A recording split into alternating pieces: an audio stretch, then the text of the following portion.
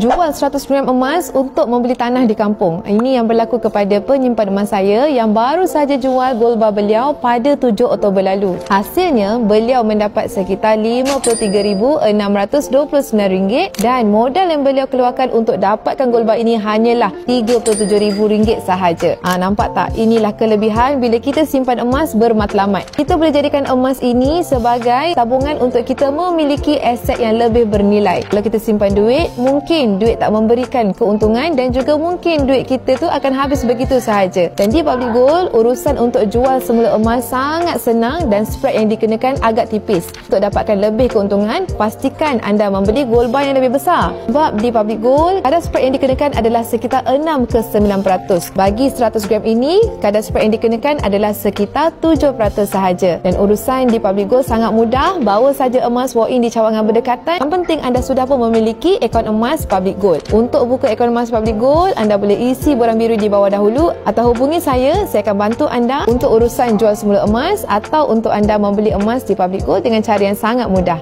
Boleh follow saya untuk lebih banyak ilmu jual beli emas di Public Gold.